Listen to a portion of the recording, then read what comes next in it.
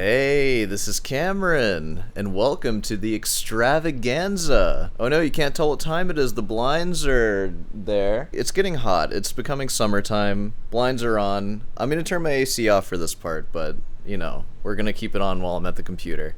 It's an extravaganza, guys. Whoa, it's been so long since the last one. Well, let's go ahead and get to the chair, and we'll go over the docket for today. So, I'll see you there. Oh, let me just make myself a drink. Make it a hurricane before I go insane. Coke Zero.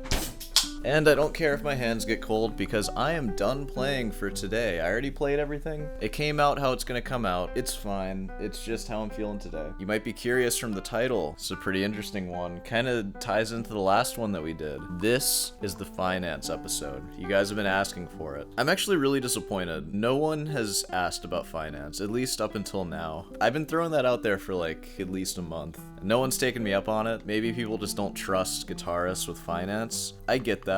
I have a selection of videos today, and they're all gonna be about finance and getting rich involving the guitar, so get ready for that. Alright, so what's on the docket today? Well, I already said we're gonna watch a video. I mean, we're gonna talk a bit. I have to ramble a bit about finance before we actually get to it. Ooh, and then, have you guys forgotten? Oh my god, smell that. Oh!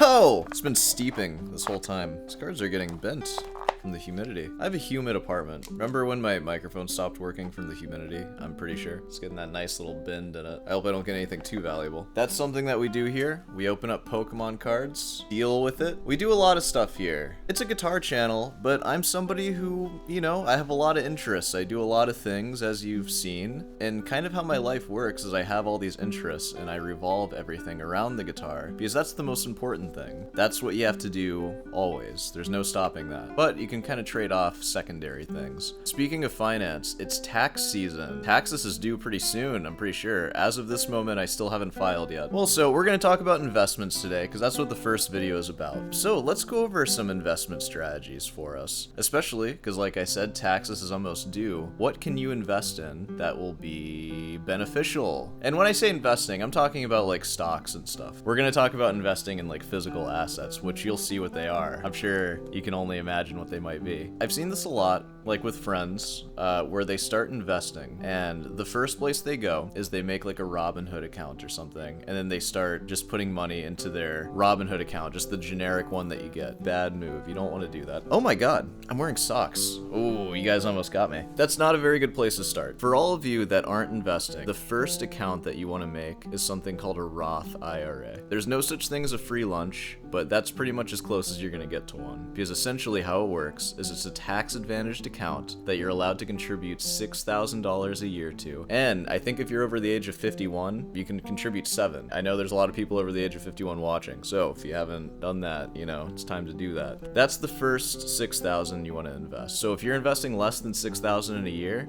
it should all be going to that Roth IRA. There's really no disadvantage to the Roth IRA, because unlike other tax-advantaged accounts, you can put money into it, and then you can take it out without any penalty whatsoever. The only penalty is that you now have to treat it as non-tax advantaged. So as if you just invested in a regular brokerage account. But that's not really a penalty. You don't have to pay extra money like you would a different account, which we'll go over. Now, what's the benefit of it? And this is like the crazy thing, which it might not sound crazy when I say it, but trust me, it is. If you wait until you're 59 and a half, which is like the median age of our viewers right now, all the gains that you made between starting the account, which you can start it when you're 18, and 59 and a half are completely tax-free. Tax-free gains. When do you ever get that? Never. You never get that unless it's a Roth IRA. By the way, it's like tax-free gains, whatever. That's like a lot. When you're investing, taxes kills you. Taxes take so much money. It doesn't take as much money as when you're working. Long-term capital gains, which is what you get from investing, it's less. I think it's like 15% on stocks. So it's a lot of extra money. So if you do that and then your friend uses a non-tax advantaged account and you contribute the same $6,000 every year until you're 59 and a half, they will literally be paying millions more than you, which let's actually do the math on it. Okay, so actually I was a little bit wrong. It's not millions, but that would be quite a bit. But if you contribute $6,000 for 40 years, assuming 8% interest, which if you're investing in index funds, like you should be, not individual companies, you can assume an 8% interest rate over the long term. Obviously, year to year, it's going to vary. It can go up 20%. Like right now, it's up like crazy. But if you fast forward 40 years, it'll average out to around 8%, which is historically what it's been. So over 40 years, you would invest 240 something thousand, and that would be almost 1.7 million. If we're assuming 15% on the long-term capital gains, you'd be paying $255,000. Would just be going to taxes. It's insane. So you get to keep that now. You're welcome. Good idea. You want to hold on to that. Hopefully you've been following me through this. That's your first $6,000. Unless, and this is pretty much the only exception to this, if you have a job, which is like, do you have a job? Like, I don't have a job. Let's say hypothetically you have a job and your job has a 401k where they match a certain amount of your contributions. That is the only thing better than a Roth, because that's just free money. So your first 6,000 goes to the Roth, unless you have a 401k contribution match that your employer gives you, in which case do whatever the maximum is for that, and then it goes to the Roth. And then once you max out the Roth, go back to the 401k. And that's if you want to absolutely maximize everything. Now obviously if you're making sick money and you can max them both out without having to flip-flop, then just do that. But if you can't max them out, I would recommend doing that. You wouldn't want to just go into the 401k and miss out on the Roth if you're not getting a contribution match. You got me so far? Oh yeah, I think I have to say this. None of this is financial advice. I'm not giving you financial advice right now. I'm your guitar teacher. I'm giving you music advice right now. This is guitar advice. Alright, so those are your accounts. You're unemployed, like I am. You don't have access to a 401k. What do you have? You can get a SEP IRA. And basically what a SEP IRA is, and here's the difference between that and a Roth, you can contribute, if you're self-employed, up to 20% of your total earnings. So if you make $100,000 self-employed, yeah, like you're making 100 grand self-employed. Well, let's say you make that. You can contribute $20,000 to your SEP maximum. You get penalized if you go over that, so don't do that. It's still a tax-advantaged account, but the money you contribute is a write-off for that year that you contribute it. When you contribute money to the Roth, which is the best account, mind you, it's not a write-off. It's as if you spent it on BS. You spent it on like food, something that you can't write off, but you won't pay taxes on it later, which remember, taxes will always be higher in the future. You want to pay taxes early. You don't want to wait on your taxes, it'll always be higher. It's sort of the opposite with a loan. Like with a loan, you want to pay it as late as you can because of inflation. Like this guitar, for example. I bought this guitar on a loan because this is like a $2,200 guitar. Musician's Friend has a deal where if you sign up with their credit card, you get a 0% interest 48-month loan, a 4-year loan. It's just evenly divided, $2,200 into 48 months. So it's like $70 a month or whatever. But there's no interest, that's the key. Because I did that, I will actually, and I did the math on it a little while ago, I'll actually be saving a couple $100s of value because I'm putting off paying for it without interest. Now, if there was interest, specifically if the interest is above the rate of inflation, which like people are like all up in arms about inflation, I think on average it's like 3% or something like that. So if your interest rate on a loan is over 3%, you're now losing money to interest to the loan. If you can get under 3%, you're actually making money on inflation. Ideally, like 0%. That's like, if you're ever offered a 0% loan on something, it's like, yeah, of course, always take it. Like maybe not every loan you get offered. If you're gonna buy something anyways and you're offered a 0% loan on it over 4 years, it's like, heck yeah, you'll save money on that. Not financial advice. Again, none of this is financial advice. I'm just giving you what I do. Yeah, what were we talking about? Tax advantaged accounts. The main ones you can get are the Roth and the SEP. If you're one of those people with a job, you can get a 401k. But the 401k is basically like the SEP IRA, where you write it off today or this year. You pay taxes when you cash out, when you're old enough. And with the SEP and the 401k, if you want to take it out early, you do get penalized. I believe it's 10%, plus the taxes on the gains. You have to pay that as well, obviously. With the Roth, there's no 10% fee taking it out early. You can just take it out whenever. Roth is a good idea. I would suggest that if somebody's interested in investing any amount of money at all, I would find a company like M1 Finance, for example. They have a good layout for stuff that's pretty easy. I'd start with a Roth, contribute as much as I can to that, and then once you you max that out, then you can start thinking about other brokerage accounts, like maybe even a non-tax advantaged one. That's when you can start buying Bitcoin and stuff. But I would hold off on that first 6,000. I'm throwing around the word invest. What exactly would you invest in? I feel like I need to change my language. I can't say like you should invest in the I'm gonna say what I would invest in. Index funds. Index funds are the king. Those are the ones that you want to go with. One would want to go with, I mean. Individual companies, I know there's some people, you know, they'll put a lot of value into companies like Tesla or like Disney or something. It's just, I don't know, it just seems like a bad idea. I mean, of course the gains could be good, but you can also lose it all real fast. I don't trust any one company with my money. I use the Vanguard index. I do total market. I do S&P 500, which total market is just all, like the whole US market. S&P 500 is just the top 500 companies. And as companies rise and fall, they get switched out of the S&P 500. And then finally, world market. I allocate like 15% to world market because, you know, empires fall. Cover your bases. You don't want to be left with nothing. I root for any country that wants to win. As long as you have total market, you'll be fine. Or at least you should be fine. If America falls, I'm sure any money that we have will just be like, who even knows what happens to it? What even is money? It's all fake. It's all fake stuff. I don't know. It brings us some comfort, I guess, to have. It also, like right now, it's useful. But if any sort of like catastrophe happens, who knows? All right, well, that was... was that? Hopefully that was something. I wonder what the viewer count is right now on the live stream. I'm gonna be really proud of all of you if it's above 10 right now. Hi everybody. That might be the most boring part of this. Once again, none of that was financial advice, so don't do anything I just said. I'm just talking about my experience and what I've learned about finance. All right. Let's go ahead and make our way to the computer. So, I'll see you there. Oh, actually, we have a piece to listen to first. So, you're gonna hear that, and then we're gonna go watch our first video.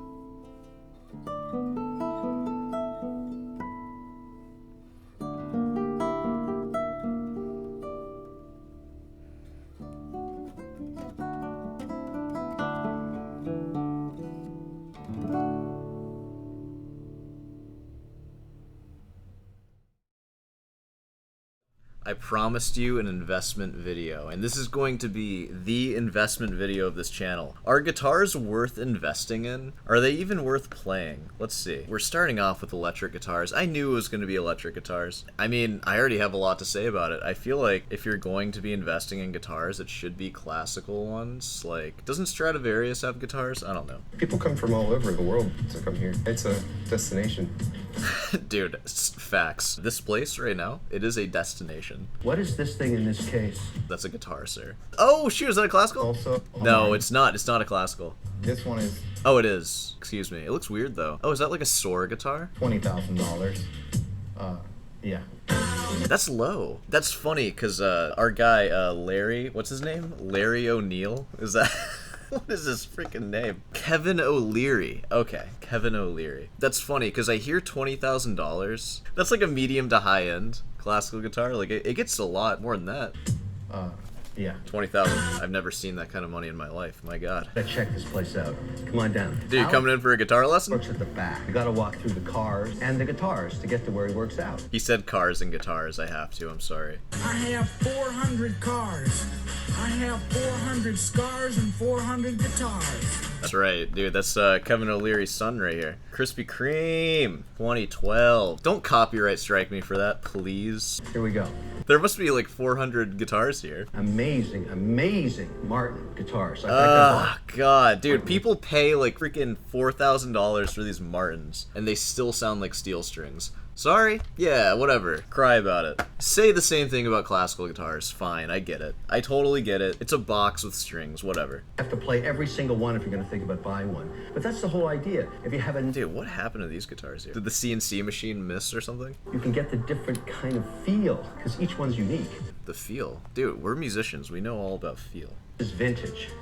Hearing the word vintage with like a cased up classical guitar. That is classical, right? Who knows what country star played that 100 years ago? That's Yeah, what... dude, like Soar, the country star. I guess it was like folk music. That's like kind of like country, right? Is that a classic? It has the headstock of a classical. That's what I'm confused about. But it doesn't look like the strings are tied off as usual, like on a classical. The neck width appears to be classical. I really hope that's a steel string that they're just trying to sell for 20 grand. What a ripoff. I just know I would enter this room and I wouldn't want to play any of these guitars. I've been to high-end like boutique guitar shops. Their nicest classical guitar is like a Cutaway. And it's like $3,000 and I'm playing it and I'm like, this thing sucks. Why would anybody pay this for a crappy classical Cutaway? And then they just have steel strings. It's like, what can I do here? I'm such a pretentious douchebag. I know I am, but it's sore hands. What do you want? All right, we're at Alex's workbench. Alex Jones, the legendary guitar tech. You know, that's not what I know him for. But, okay, I guess he's a legendary guitar tech. Alex Jones and Kevin O'Leary under the same roof. Can you believe it? Two reasons for me to be here. Number one is I'm picking up a 1967 Telecaster with a big... Of course. I'm sure it plays so differently from the 1987 Telecaster or the 2017 Telecaster. I'm sure it's so different. with a Bigsby tremolo bar on it, which is very rare, and I How is that rare? Just install a Bigsby on it. What's rare about that? Anybody with enough money can just go and buy that and install it. do a setup on it, and he told me in texting me that there's some issues with the guitar. We're going to find out what those are right now. Oh my God, dude, how do you mess up an electric guitar? Oh, how do you mess that up? It's so easy. I can make an electric guitar out of, like, garbage. I could make a Telecaster out of trash. Just give me the pickups and some wires and a soldering gun, and I'll make you a Telecaster.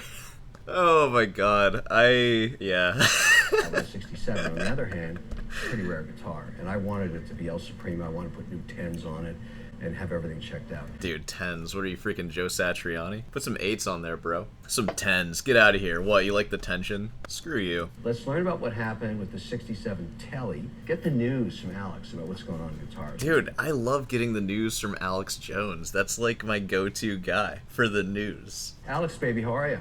Hey, very good. You just hear him. Alex Jones looks great, man. What'd you do? That's fantastic. That weight loss thing you did really paid off. Let me pull up the Alex Jones before and after. It's so good. I'm the one giving fitness advice, dude. Look at this weight loss supplement, man. He looks great. My 67. Yes. You've had it for a couple of weeks, right? Yes, it's all done. What have you learned about this guitar? Dude, I don't know. It was made in a factory. I don't know. It's the same as like 10,000 other guitars. Well, it plays very well.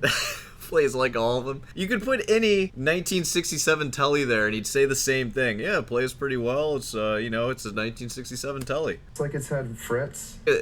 It looks like at one point it's had frets installed. Looks like they're still there. That's good. But you would expect that from 67, wouldn't you? Yeah, like frets? Absolutely. You expect that from most guitars. And a player guitar, you know, it might have had frets done several times, but Yeah, dude, probably. I'm sure it was taken to a Guitar Center a couple times in the last 50 years. And the guitar tech there changed the frets out. it's really clean. Whoever did the work did a good job. Yeah, dude. That guitar tech from Guitar Center did a great job, man. The tremolo bar, is that unique?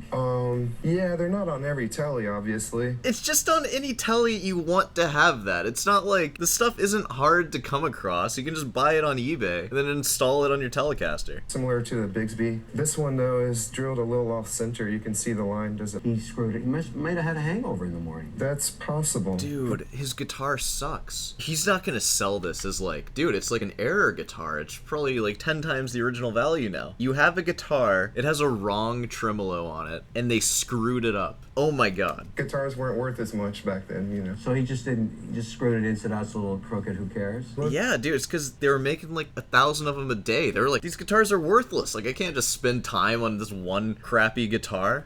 Who cares? But that's part of the guitar's personality. I guess, you know, it would be ideal. Oh, if it he's fighting, dude. He's like, listen, Kevin, you give us so much money, you buy our guitars. Yeah, it's like it's an error guitar. From a technical standpoint, if the string was straight, From a technical standpoint, it sucks, but like, it works. and it's part of history now. What? Yeah, dude, like everything. It's a part of history as much as like any crappy guitar is a part of history. Dude, they set that there for Kevin O'Leary. He doesn't want to drink from their water fountain. They just have a Perrier sitting for him there. There you go, fancy man. He called them in beforehand. There better be a freaking Perrier on that water fountain. I am not drinking from your water well. There better be bottled, imported, fizzy water. Did you become a guitar tech? What draw you to this? Because you're getting. Yeah, why do you do this? Why don't you do something that makes you rich like me? Why are you doing this? I don't want to make your head explode, but you're all over the place online. I googled Alex Jones and your name comes up so much. You got some bad stuff attached to your name. Dude, you're kind of not a good guy. Like, you said some crazy stuff. A lot of, like, conspiracy stuff. I don't know, man. I don't want to make your head explode or anything. I went online in Miami, said, "Who's the best guitar tech?" There was no question, it was you. So how did you get that way? Did you train for that? Are you an engineer? Just, like, worked at Guitar Center for 10 years. Great. I'm sorry. I'm being so disrespectful right now. I know I am. This is a comedy show. This is the comedy portion of the show. I'm trying to be funny, guys. I'm sorry if I offend anybody. But also, we're all classical guitar elitists here. Right? I think so, right? We're talking about electric guitars, which is always funny. I'm saying that I play electric guitar. There are episodes where I'm playing electric guitar and I'm sweep picking and stuff. I started as a rock guitarist. I know how to hold a pick. I can make fun of it because I earned it, okay? I can play Sweet Child of Mine. I can play rock tunes and I know the technique and all that. I've earned the right to make fun of it. I'm just throwing that out there. Nice freaking classical. That's a Godin. Those are actually pretty cool. I'm not a huge fan of electric classicals, I mean, obviously. With that one, or at least a version of that one, it has the proper nut width, like an actual classical guitar nut width, and it has MIDI input, which is pretty freaking sick. So you can use it as a MIDI controller. That takes away all the power from a piano. I'm all for that. Yeah, if you're gonna make a guitar electric and like sacrifice all the tone like that, at least give it MIDI capability. It's tough to make money as a musician. Right? Guys, can you chill out, please? It's tough making money as not Kevin O'Leary. What do? I like sold a company, a tech company. He's saying that to a guy. This is like a super rich guy. It's like, yeah, it's hard making money out there, huh? I know that my whole brand is based around how much money I made, but it's hard making money. I started working as a contractor for Guitar Center. Oh my god, no way!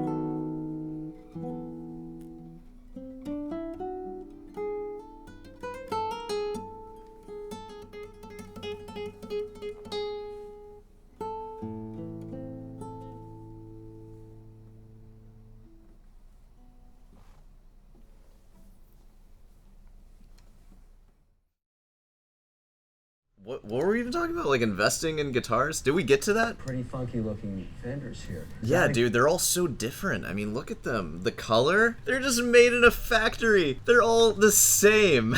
I mean, okay, I know what you're saying right now. I know that classical guitars, like, really all look the same. You get my point, right? And made to look old up here? That's brand new. Actually came in last week. You're kidding. That's what they call a relic. So what would that cost? Even though it's a brand new guitar made to look old. In the 4,000 area. And I can Yeah, dude, 4,000. Give me a $20 gift card to Harbor Freight. I'll make you that guitar. It'll be just as good. Give me the pickups, too. That's all I need. Just a standard Stratocaster for what? Dude, I love that you pointed at that and called it a Stratocaster. They start in about $1,000. I guess that's about right. Like, how much does a guitar cost, really? Get a Squire. What is so much better about the Fender? Just get a Squire and get whatever electronics are in that, because that's where the tone comes from, right? The neck is surely the same. Like, if it's not, you can just, like, I don't know. Something that I always did to my electric guitars, I didn't do it to my PRS SE, but every other guitar I've had, I always sand the neck to get rid of the shellac, which is really bad for it, for, like, weather conditioning it and stuff. But, man, it makes it play so much better. And I sand the frets, too. The wood part of the frets. Just a little bit. Not, like, scalloping them, but, you know, just for that nice... Makes it really playable. Just do that to a cheap Squire. It'll play great. Put some better electronics in it, and then throw it away and get a classical. So that's not going to appreciate in value too much over time, right? Not compared to the custom shop stuff. If you want to make an investment in a guitar, you're going to have to come in at somewhere between $5,000 and $7,000 to retain that value. Yeah, more. Probably $5,000 even still. I feel like used gear. Like, unless you're buying it and just storing it, you probably need to spend way more than that. Probably like $20,000. You're better off getting index funds if you're going to invest a little bit of money. We haven't even talked about the acoustics yet. Let's go into the acoustic room. Oh, we should have looked at that first. God. What is this thing in this case? Let's finish it off with that. What is this thing? It looks like a guitar. And recently. That's also a Martin. God, that's a Martin. It's just another freaking Martin. $20,000. So it's $20,000 because it's really old. Pretty rare as well. There you have it, $20,000. That's serious money. I can see Kevin O'Leary's like, that's serious money. All right. That's serious money for, a serious guy like me. That was that video. Let's watch one more. So, this is an episode of Shark Tank for the Chord Buddy. First into the Shark Tank is Travis Perry, inspired by his daughter. In Alabama. Wait, hold on.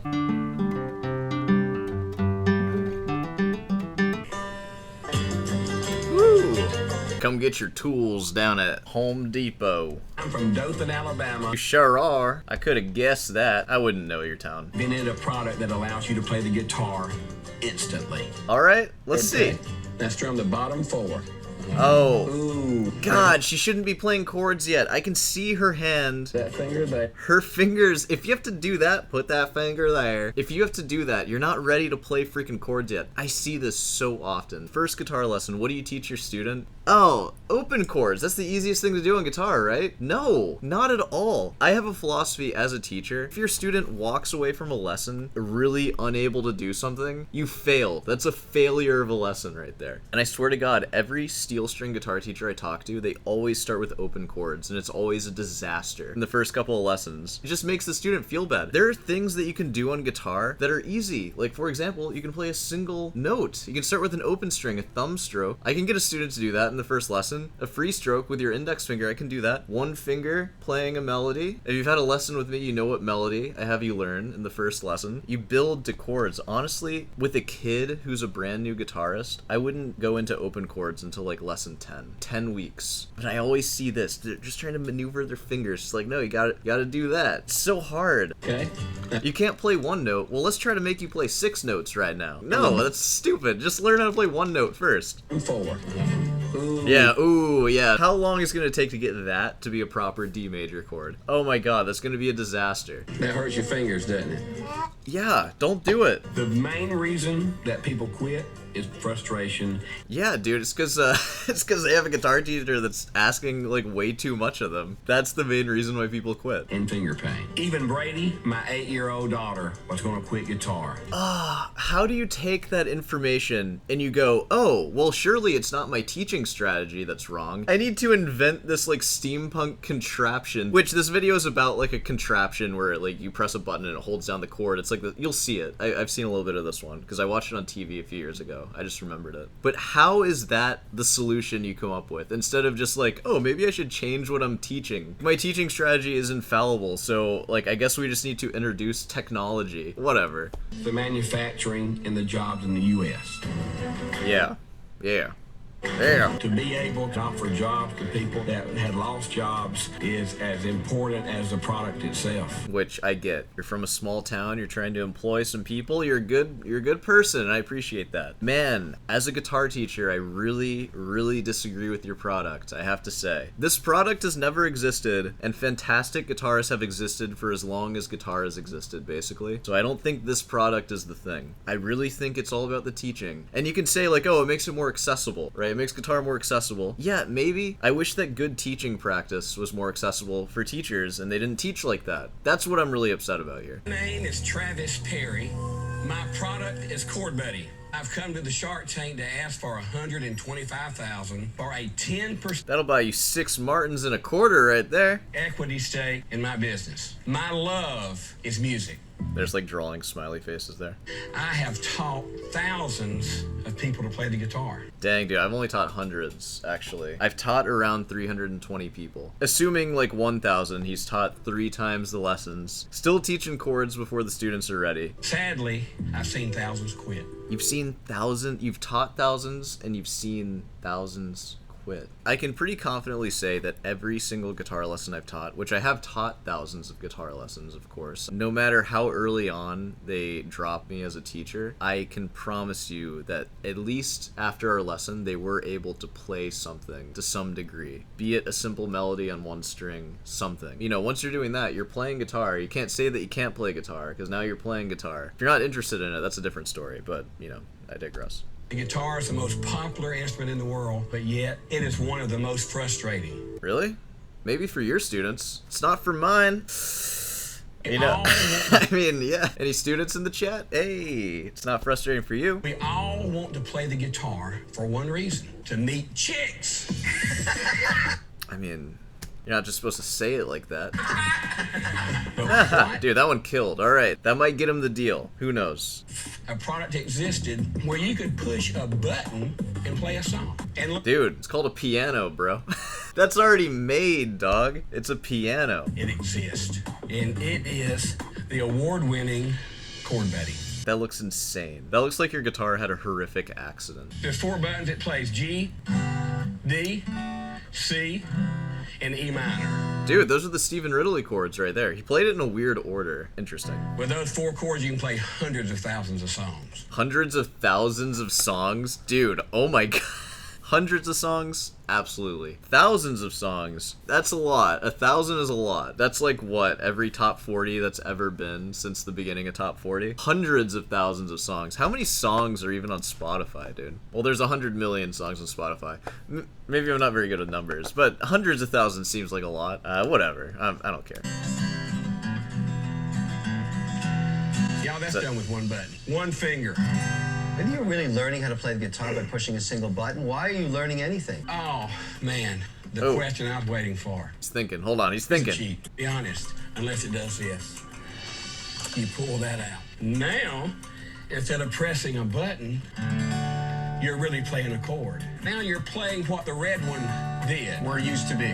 Where it used to be. Okay, I mean, that's cool. I like that. I'm not just gonna dog on it if I like it. I guess I have to come at it from a different perspective, because when I want to learn how to play guitar, when I'm teaching somebody how to play guitar, I'm teaching them how to play classical music. That's gonna involve playing single notes at first, and then eventually chords. And then the style of music that this is, which is like folk or pop or whatever, or country, that's kind of something that they can do on the side if they want. I'm not gonna teach that though, because, I mean, I feel like if you have a classical education, you can kind of like pretty easily figure that out. It's just like strumming to a pulse and then playing open position chords, which is easy. Like you'll already know how to do that with a classical education. Like if you want to just go right to that, maybe this works. I still stand by what I said. No matter what kind of music you're learning, I think playing single notes first and then graduating to multiple notes is like an obvious trajectory. Playing an open chord is like the end goal for country music, but that's like what we start with. Like, what are you doing? It just doesn't make sense. I like that there's a way where you can remove it and eventually get rid of the thing, but I don't think that thing needs to exist. I hope his town does well and has jobs, though. Travis, whenever I drive down the street with my girls and a good guitar riff comes on, I want to be a rock star so bad. If you can teach me how to play the I guitar, promise you I can right now. let's do it. Let's do it. Okay. Dude, Kevin O'Leary's like I'm the master guitarist here. Like, I'll sit back and watch. All right, I'll play, you sing. Match the red one. The red one? Uh-huh. Amazing grace, green, just a green, just a green. How sweet, back to blue, the sound that saved. We're jamming, baby. Well, you were, and then you stopped. Go to red. Like me. Woo! Y'all, what you've just seen him do would take at least 2 months. That's true. That's true. I'm the expert here. That's true. That would take 2 months. Yeah, maybe it would. Maybe it would take 2 months of lessons before you approach doing that, and then there wouldn't be any frustration playing those chords. Yeah, I agree with that. That's what I said. About 10 lessons. That's about 2 months, 2.5 months. So, yeah, Kevin's right. Okay, wow. I'm just putting it all out there for you. So, I assume that you already heard another piece. You're gonna hear another one now. So, please enjoy. I'll see you at the table after this. Bye.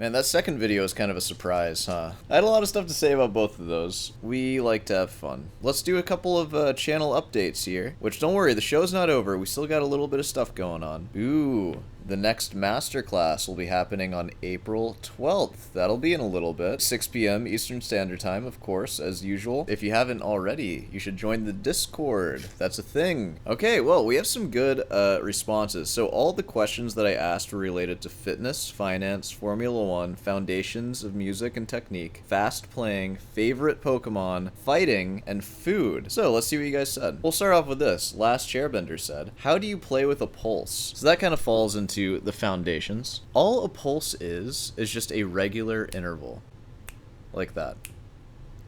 I'll speak in a language that you can understand. It's like revolutions per minute. Well, this is like pulses per minute. So 60 pulses per minute would be a pulse every second. If you're playing something really complicated with a lot of subdivisions, you want to know where the pulse lies, and if you don't, you're essentially kind of lost. This is something that I talk about a lot. And you'll hear recordings of people playing music where it sounds like they're playing very loose without a pulse, but I promise you, they learned it to a pulse, and they're pushing and pulling with the rhythm, and that's what that comes from. So if you try to copy what their pushing and pulling sounds like, you're essentially just playing notes at a random interval. You're not really understanding the rhythm. If you can't play it to a metronome, you don't understand the rhythm. I feel like that's a fair statement to make. It's the same vein of you have to learn the rules to break them. You know, learn the rhythms to push and pull at the time. We'll talk more about that later. Oh, and this one, Jay Russell. Do you ever practice hands separately? So another fundamentals of music and technique. Yes, I do practice hands separately. So there are certain things, like in the Morel Sonatina, in that one passage that's like this.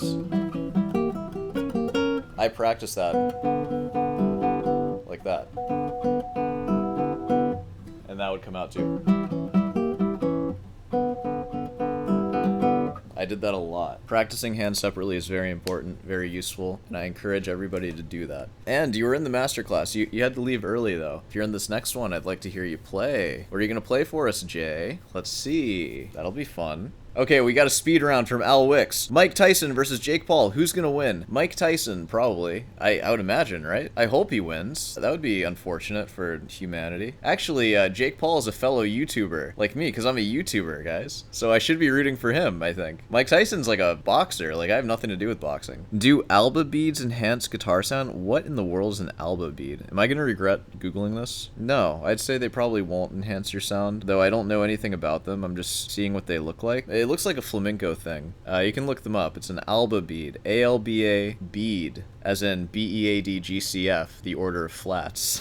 Double top or traditional Spanish guitar luthiers? I play a Cordoba, my friend. I don't know anything about luthiers, but I would like to soon. I'm going to a guitar festival. I'll drop the location. It's in the Appalachian Mountains in North Carolina. It's gonna be April 20th. You know what I'm gonna be doing there? April 20th, baby. Let's do it. I'm gonna be in master classes. What's your favorite food? Sushi, Sierra Nevada. That's food. Probably raw fish, like salmon. Raw salmon with some rice. That's like, I like that. I like pizza, too. I like a nice pizza. Like cheese. I mean, I'm saying stuff that, like, everybody likes. What's your favorite food? Do you ever smell your fingers after touching your feet? I smell my fingers after doing a lot of things. And you know what? My hands always smell really interesting. Especially when you play guitar, your hands smell interesting. When you touch your feet, they smell interesting. I always cut it out, though. I'll stop cutting it out. Do you think we guitarists use our nails more for tone production and projection, or to pick our nose? Man, nails really come in handy for picking your nose. It's good for that. It's good for picking at orifices. You gotta be careful, though, because you'll cut yourself. And then one more from Last Chairbender. What is the weirdest food you enjoy eating? I feel like you're getting a little personal there. The weirdest food I enjoy eating? I mean, I have like kind of a particular meal that I make often, where it's a Beyond Burger with that keto bread that I mentioned in the fitness episode. Go and watch that one if you're confused. And then I get cheese sticks, and I shred them as you should, and then I melt it on the bread. And then, so it's essentially like a Beyond Burger with cheese melted on either side. And then instead of using like ketchup as a dipping sauce, or like as a spread in the burger, I use strawberry jam. That's like a pretty common meal. Probably eat that like 5 times a week. So I don't know, burgers and jelly. SpongeBob fans? It's legit. It tastes good. You should try it. Especially Beyond Burger.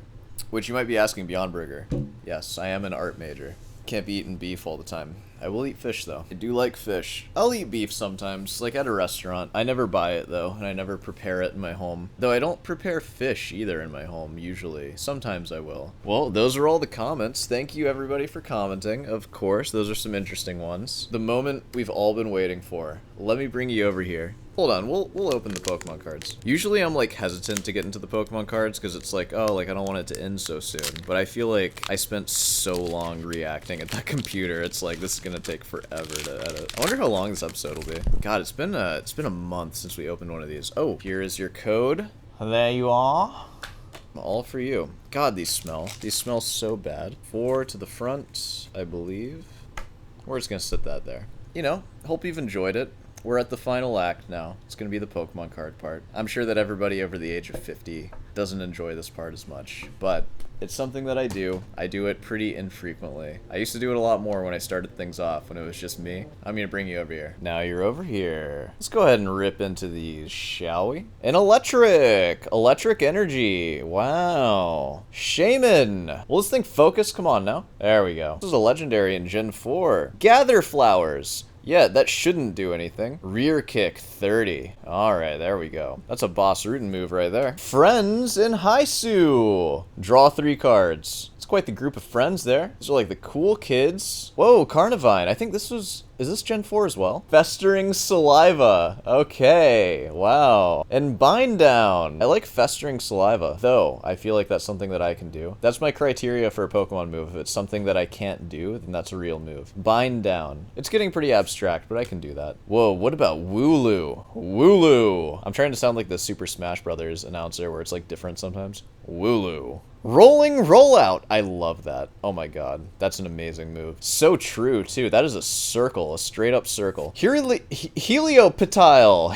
You know, Static Shock. And Rear Kick again. Okay. Pretty good. Pancham. This is a Pancham. He's got a little grass leaf in his mouth. And he has Chop. That is a barren card. Look at that. Chop 30. Switch. I have a Nintendo Switch. Do you guys want to add me as a friend on Switch? I think I posted my gamer tag on Instagram. So, you know, if you want to add me on there, go check it out. Snorunt. Oh, he looks angry. I got a whiff of him over here, too. Headbutt 30. Dude, hit him with the headbutt. Boss Rootin' style. Okay. Dubwool. Wait, is that the... Oh, it's a Wooloo. Oh, heck yeah, dude. We got the Wooloo evolution. Look at that. Overhead throw and rolling dash after rolling rollout. Oh my god. And a Luxray. That's our last card. Ooh, I dropped it. What is the big deal with this thing? Luxray. Seeking Fang. Explosiveness.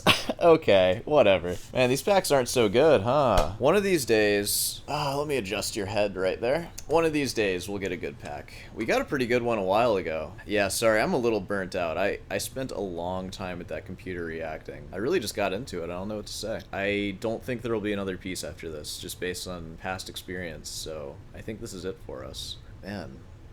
Alright, well, I guess we should wrap it up now. Though, it's been fun. I've had a lot of fun hanging out with you, which, like, you know, you're a camera. Let's go ahead and stand up, and we'll do the outro. Well, if you made it this far, it's clear that you enjoyed this, so I'm sure you're already subscribed. But you can leave a like, and, you know, that's cool too. Alright, well, yeah, thanks for watching, you know. I'm watching it too. I'm there. Feel free to say hi to me. I'm sure we've been talking the whole time. It's been a month of practice logs since the last one. I'll try to do these more frequently, but... You know, hey, want some guitar lessons? I won't teach you how to play chords in the first lesson. I'll start with single notes. You won't need to buy a gizmo to play stuff. Of course, if you have any questions about anything, feel free to leave them in the comments and I'll answer them in the chair at some point. That pretty much covers this one. Thank you for joining me through all this. And yeah, I'll see you tomorrow.